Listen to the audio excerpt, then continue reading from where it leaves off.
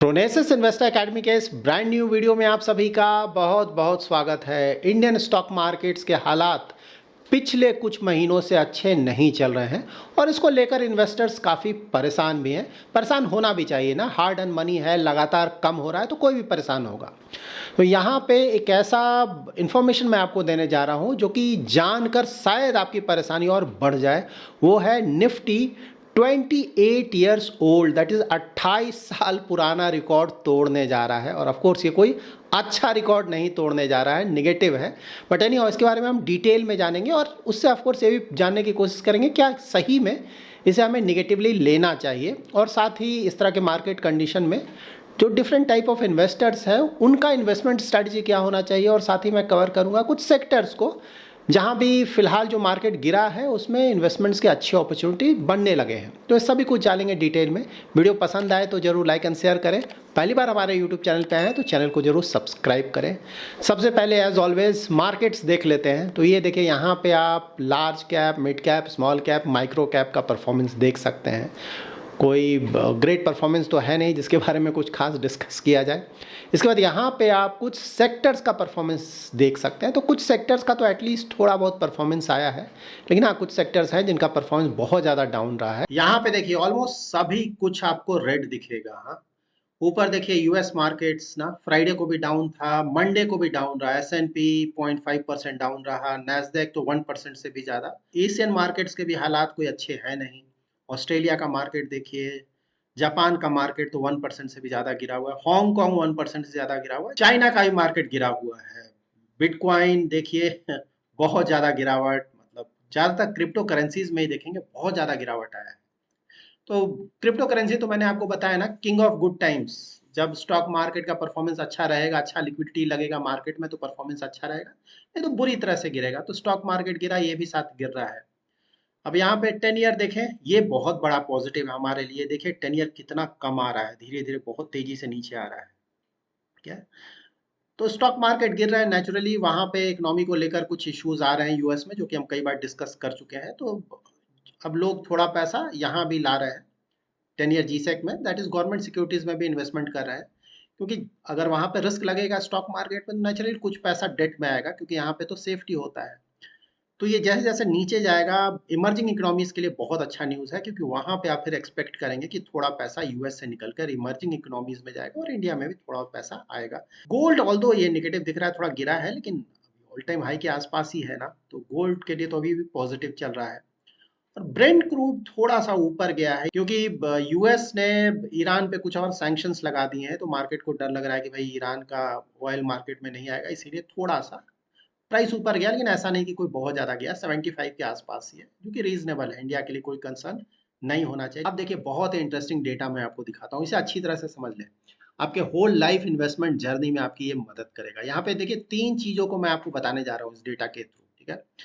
Number 1 point ये है कि देखिए पहले मार्केट बहुत ज्यादा गिरा करता था। ये निफ्टी 50 का डिटेल्स यहाँ पे देख सकते हैं ना, पिछले सालों का रिटर्न्स है, 2001 से लेकर 2025 अभी तक का, जैन तक का।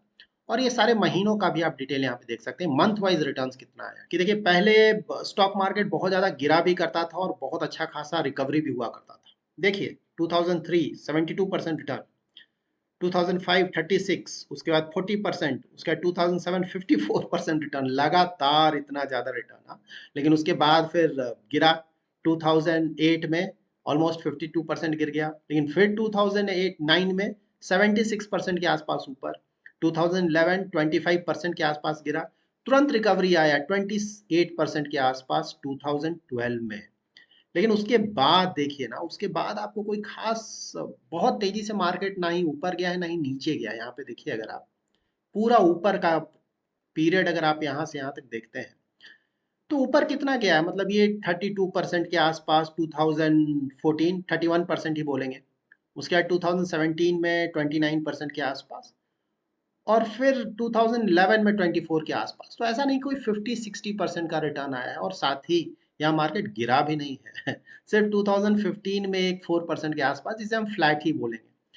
तो ये बहुत इंटरेस्टिंग है। पहले जो हुआ करता था ना, मार्केट बहुत बुरी तरह से क्रैश होता था, फिर रिकवरी होता था, उस तरह का रिसेंट टाइम्स में नहीं आया। और इसीलिए एवरेज रिटर्न अगर आप निकालेंगे ना, तो मोस्टली वही 14% के आसपास का रिटर्न ज़्यादातर केसेस में आपको दिखेगा। और इसीलिए मैं बोलता हूँ ना कि लार्ज कैप्स में अभी अगर वैल्यूएशंस देखेंगे तो वैल्यूएशंस कोई बहुत ज़्यादा नहीं है, रीजनेबली वैल्यूड है यहाँ पे large caps at least. Number second देखिए, देखिए कई सालों में आप देखेंगे ना कि बीच के अगर महीनों में आप देखेंगे तो कई कई बार बुरी तरह से मार्केट गिरा है, लेकिन उसके बाद भी कई बार एनुअल रिटर्न जब आप देखेंगे ना तो पॉजिटिव हो गया। तो ऐसा नहीं कि कुछ महीने अगर गिर जाता है मार्केट तो जरूरी है कि एनुअल रिटर्न निगेटिव हो, ऐसा बिल्कुल नहीं। उसके बाद भी पॉजिटिव हो सकता है या फिर फ्लैट हो सकता है। 2002 कुछ एग्जांपल के लिए मैं आपको समझा रहा हूँ, या देखिए ना, लगातार 3 महीने तक मार्केट गिरा रहा, ठीक है। उसके बाद फिर से गिरा, उसके बाद फिर से 2 महीने गिरा, लेकिन फ्लैट रहा। ऐसा नहीं कि कोई बहुत ज्यादा निगेटिव रिटर्न आ गया मार्केट में। उसी तरह से ऊपर भी कई बार आप देखेंगे, 2004 देखिए 3 बार लगातार निगेटिव रिटर्न, उसके बाद फिर से तो 17% प्लस गिरा था, पॉजिटिव रिटर्न ऑलमोस्ट 11% के आसपास का रिटर्न। तो ये सब ध्यान में रखें। उसके बाद देखिए 2013 में भी कई बार गिरा, लेकिन फिर भी थोड़ा रिटर्न आया।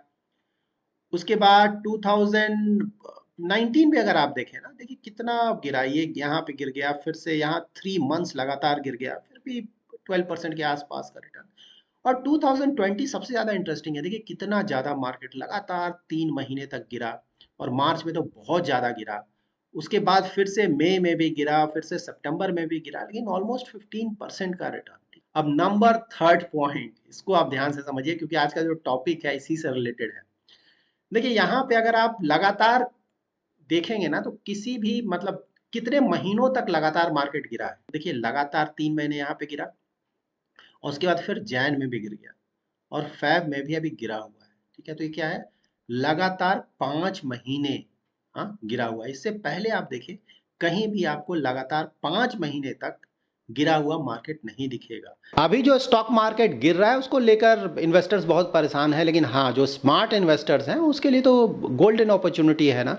मतलब क्वालिटी स्टॉक्स को आप अच्छे रेट पे एक्यूमुलेट कर सकते हैं, और अगर आप ऑप्शन ट्रेडिंग करते हैं ना तो हेज ऑप्शंस के थ्रू जो आपका लॉस है उसको काफ़ी हद तक कम कर सकते हैं, मिनिमाइज़ कर सकते हैं। और इसीलिए मैं आपको बताने जा रहा हूँ यूनिवेस्ट ऐप के बारे में, ठीक है। तो यहाँ पे ये ऐप ऑफ कोर्स आपके इन्वेस्टमेंट में तो आपकी मदद करेंगे, साथ ही जो आपका कैपिटल है उसको बचाने में भी आपकी मदद करेगा। तो देखिए ये यूनिवेस्ट ऐप के थ्रू आपको सेबी रजिस्टर्ड रिसर्च एनालिस्ट से शॉर्ट टर्म और लॉन्ग टर्म दोनों का रिकमेंडेशन मिलेगा, और वो भी इक्विटी, एफएनओ और कमोडिटीज़ में सभी के लिए। और साथ ही ये सिर्फ रिकमेंडेशन ही नहीं देंगे, आपको कब खरीदना है, कब बेचना है, टारगेट क्या होगा, ये सभी कुछ इनके व्हाट्सएप, टेलीग्राम और यूनिवेस्ट ऐप पे आपको मिल जाएगा। अगर आप चाहें तो अपना पोर्टफोलियो भी यहाँ पे लिंक कर सकते हैं। यहाँ पे आपको एआई बेस्ड इंसाइट मिलता है, जिससे कि आप डिसाइड कर सकते हैं ना कि कौन सा इन्वेस्टमेंट अच्छा नहीं कर रहा है। तो अगर आप चाहें तो वहाँ से निकल सकते हैं, अगर कोई इन्वेस्टमेंट अच्छा कर रहा है तो उससे आप कंटिन्यू कर सकते हैं। और सबसे बड़ी बात या अमेजिंग बात है कि 40 लाख प्लस यूज़र्स यूनिवेस्ट पे ट्रस्ट करते हैं। ये इंडिया का सबसे बड़ा स्टॉक रिकमेंडेशन प्लेटफॉर्म है, और इसको ईटी का number 1 trade recommendation in stock market award भी मिल चुका है। और इसका सब्सक्रिप्शन भी अगर आप लेना चाहें तो 183 रुपीज़ पर मंथ में अवेलेबल है, और 6 रुपीज़ पर डे का आपको खर्च आएगा, और उससे आपको एक्सपर्ट स्टॉक रिकमेंडेशन मिल जाएगा, और प्रॉपर टारगेट्स मिल जाएंगे, स्टॉप लॉस का पता चल जाएगा, वो भी एक सेबी रजिस्टर्ड रिसर्च एनालिस्ट से। और स्पेशल ऑफर भी है, अगर आप इनका ऐप डाउनलोड करते हैं यूनिवेस्ट ऐप डिस्क्रिप्शन से या फिर पिन कमेंट से, तो आपको 3 फ्री रिकमेंडेशन मिलेंगे और अप टू 80% डिस्काउंट मिलेगा सब्सक्रिप्शन प्लान्स पे। तो फिर डिले किस बात का है, डाउनलोड करें और अपना इन्वेस्टमेंट जर्नी को नेक्स्ट लेवल पे ले जाए। नाउ जान लेते हैं कि वो कौन सा रिकॉर्ड है जो कि निफ्टी 28 सालों के बाद तोड़ने जा रहा है। तो 1996 के बाद ये पहली बार ऐसा होने जा रहा है कि लगातार 5 महीनों तक निफ्टी नेगेटिव रिटर्न देने जा रहा है 28 सालों के बाद। 2001 से तो हमने ऑलरेडी चेक किया ना, कभी ऐसा नहीं हुआ। और इनफैक्ट 1990 के बाद सिर्फ 2 बार ऐसा हुआ है जब निफ्टी ने लगातार 5 महीनों तक नेगेटिव रिटर्न दिया है।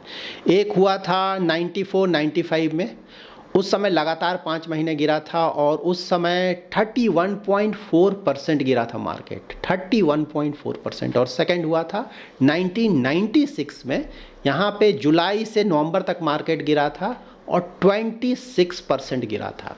तो इस बार एटलीस्ट मतलब 5 महीने तो गिरा ही है, फरवरी तो गिरेगा ही फाइनली लगता है, लेकिन हाँ एटलीस्ट इतना बड़ा गिरावट नहीं हुआ है। लार्ज कैप से बहुत 13% के आसपास गिरा था, जबकि एक बार 31% से ज़्यादा और एक दूसरी बार 26% के आसपास, ठीक है। तो यस, गिरावट तो हुआ है, लेकिन हाँ पहले वाला जो गिरावट हुआ करता था उस तरह का गिरावट फिलहाल देखने को नहीं मिला है।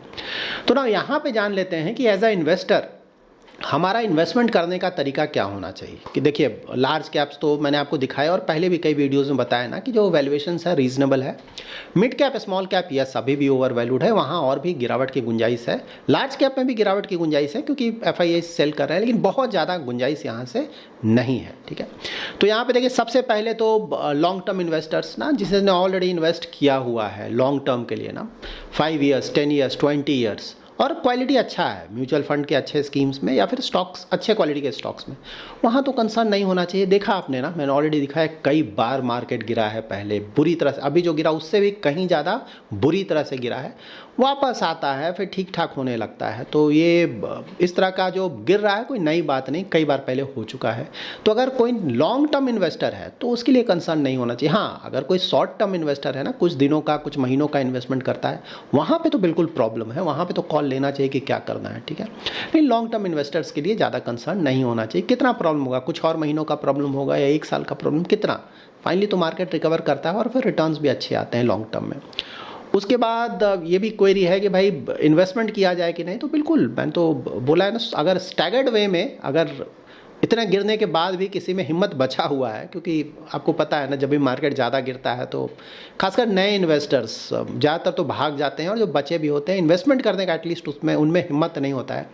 लेकिन यही समय है जबकि इन्वेस्टमेंट करना चाहिए, बट अनफॉर्चुनेटली यही है ना, मतलब जो बड़े इन्वेस्टर्स हैं ना, धीरे धीरे मौका देखकर वो अपना इन्वेस्टमेंट कर देंगे। FIIs की बात मैं नहीं बोल रहा हूँ, वो तो अभी निकल रहे हैं, सही बात है, लेकिन इंडिया में भी तो बहुत सारे इन्वेस्टर्स हैं, वो मौका देखकर धीरे धीरे इन्वेस्टमेंट ले लेंगे, पोजीशनिंग ले लेंगे, और रिटेल इन्वेस्टर्स बैठे रह जाएंगे। उसका जब बहुत ऊपर जाएगा तो फिर से वो एंट्री लेंगे, फिर से गिरेगा, फिर से प्रॉब्लम होगा, ठीक है। तो यहाँ पर बिल्कुल सही बात है, लार्ज कैप्स का वैल्यूएशंस ठीक ठाक है, तो वहाँ पर अगर किसी को एक्सपोजर लेना है तो स्टैगर्ड मैनर्स में धीरे धीरे बिल्कुल एक्सपोजर लिया जा सकता है। उसी तरह से मिड कैप स्मॉल कैप भी तो गिरा है और यहाँ से और भी गिर सकता है, ये बात बिल्कुल सही है, लेकिन गिर तो चुका है ना। तो यहाँ से बिल्कुल अगर स्टैगर्ड मैनर में छोटा छोटा अमाउंट का अगर किसी को एक्सपोजर लेना है तो वहाँ तो प्रॉब्लम नहीं होना चाहिए ना। होल्डिंग पीरियड तो आपको मिड कैप स्मॉल कैप अगर म्यूचुअल फंड्स के लिए जाते हैं तो हमेशा मैंने बोला है 10 ईयर प्लस का इन्वेस्टमेंट होराइजन रखें, और लार्ज कैप्स के लिए जाना है तो मिनिमम 5 ईयर्स का इन्वेस्टमेंट होराइजन रखें, उससे नीचे तो बहुत ज़्यादा रिस्की हो जाएगा ना। तो उस तरह का अगर इन्वेस्टमेंट होराइजन है, आप बहुत ज़्यादा रिस्क ले सकते हैं, आप जानते हैं, आपको समझ है कि भाई आज इन्वेस्टमेंट किया कल गिर गया, तो फिर रोना धोना नहीं कि भाई मैंने आज ही इन्वेस्टमेंट किया कल ही मार्केट गिर गया, मेरा पैसा कम हो गया। इस तरह का थॉट प्रोसेस से तो इन्वेस्टमेंट नहीं होगा ना। तो इस तरह का थॉट प्रोसेस अगर है तो इन्वेस्टमेंट ना करें। लेकिन हाँ अगर आप समझते हैं इन बातों को कि ठीक है भाई इन्वेस्ट करूँगा, कभी ऊपर जाएगा कभी नीचे जाएगा, लॉन्ग टर्म में पैसा बन जाएगा, तो बिल्कुल उसके लिए तो ये सही समय माना जाएगा। अब यहाँ पे जनरली मैं ट्रेडिंग की तो बात करता नहीं हूँ, लेकिन फिर भी यहाँ पे कवर कर देता हूँ। कोई ट्रेडर्स है वो भी तो इन्वेस्टमेंट कर मतलब पैसा लगा रहे हैं ना, देखिए इस तरह के मार्केट में स्टॉप लॉस जरूर रख लें, नहीं तो अननेसरी मतलब अभी आने वाले कुछ और समय तक हेडेक बना रहेगा। तो अननेसरी पैसा क्यों लूज आउट करना, कोई अगर ज़बरदस्ती करना ही है तो एटलीस्ट स्टॉप लॉस आप जरूर रखें। यहाँ पे एक और बहुत इंटरेस्टिंग है जो कि मैंने खुद भी किया है ना, टैक्स हार्वेस्टिंग।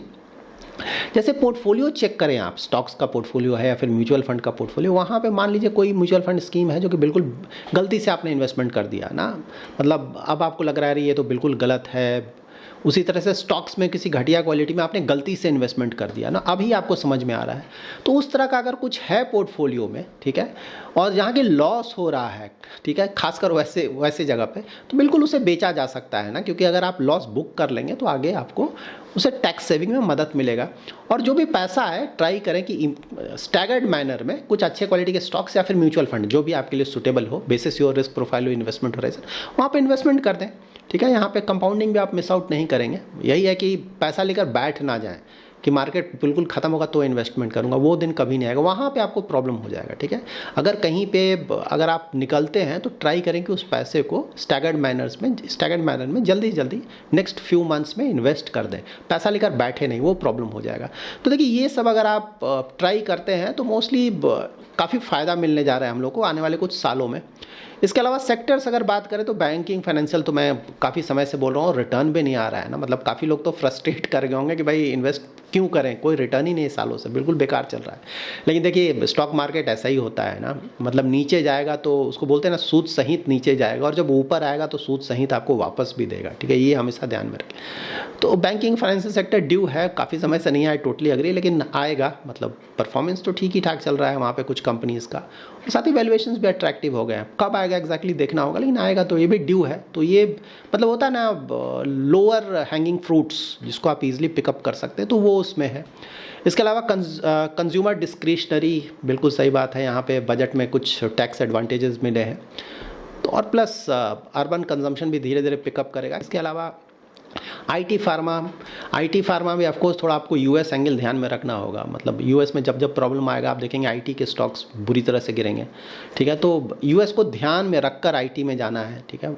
ये ध्यान में रखना है कि भाई यूएस में प्रॉब्लम होगा तो ये भी बुरी तरह से हिट होगा, और यूएस का अगर परफॉर्मेंस इंप्रूव होगा, मतलब कंपनीज का परफॉर्मेंस अच्छा आएगा, तो आईटी को भी बेनिफिट मिलेगा उसके, और प्लस डिप्रिसिएशन का भी थोड़ा बहुत बेनिफिट ऑफकोर्स इनको मिलता है क्योंकि ये एक्सपोर्टर है। फार्मा का भी परफॉर्मेंस ऑफकोर्स आप ऑलरेडी काफ़ी अच्छा आ चुका है, लेकिन आने वाले कुछ और समय तक फार्मा में भी परफॉर्मेंस एक्सपेक्ट किया जा सकता है। अगेन जहाँ भी आप जाएँ क्वालिटी का ध्यान रखें, लाइक स्टॉक्स के लिए जा रहे हैं तो क्वालिटी अच्छा हो, वैल्यूएशंस रीजनेबल हो, कोई बहुत ज़्यादा, अभी भी कुछ स्टॉक्स के वैल्यूएशंस बहुत ज़्यादा इतना गिरने के बाद भी, तो इस बात को आप जरूर ध्यान में रखें। उसी तरह से म्यूचुअल फंड, जो कि हमेशा मैं बताता हूँ डाइवर्सिफाइड जाए, sector fund, thematic fund, factor fund से बचकर रहें। इन बेसिक चीज़ों का ध्यान रखें, मोस्टली आपका इन्वेस्टमेंट जर्नी अच्छा बीतेगा। So that's it in this video. अगर आपको ये वीडियो पसंद आया है तो जरूर लाइक एंड शेयर करें। पहली बार हमारे यूट्यूब चैनल पर आए हैं तो चैनल को जरूर सब्सक्राइब करें। Thanks lot for watching.